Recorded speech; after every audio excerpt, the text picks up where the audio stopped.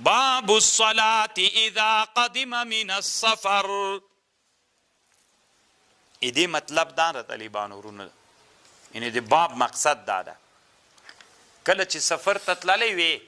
له سفر نه بیرته راغلی ډایرکټ به جومات ته راځې هلته به 2 رکعاته نفل کوې بیا به کور ته ځې دا د دې په خاطر باندې طالبانو ورونو چې ته جومات ته راسې له سفر نه تللی ستی به خلک ټول همغلته درته راټول سي خلک به در سره وویني ستی به کور کې جنجال نه وي اسلام طالبانو دومره ښه دین د کاش کې په دې سنتو عمل وسي مثلا زه عمرې ته لاړم طالبانو له عمرې نه چې راغللم مثلا مازدیګر ده نو ورته به وایم چې د شیان کور ته ویسئ زه جومات ته ځم نو چې جومات ته راغلم مازدیګر کې ټول د کلي خلک وي نو همغلته بس مونځ به م ورسره وکړم 2 رکعتین به م وکړم طالبانو ورونو ټولو سره به ووینم ستی به کور ته راسم ضرورت به نه وي چې دا راغی او پلان کای راغی او پلان 2000 خلک را روان وي طالبانو په تنګ دي کې زتي چې دا اوس عمرې ته نه وای تللی دا نو څه کار سو طالبانو یوه میاشت بعد هم را روان وي طالبانو اسلام کې دومره یسر ده خبر باندې پوه شوئ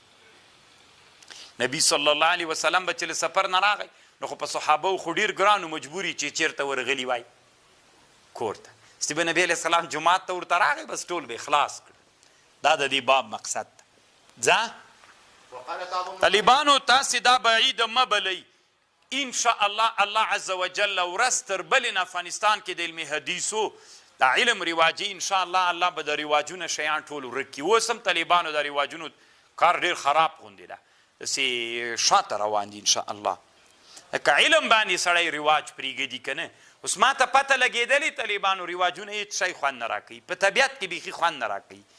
او نو چې هر چاته همداسې الله علم ورنصیب کړي طالبانو رواج سره یې ورانه سي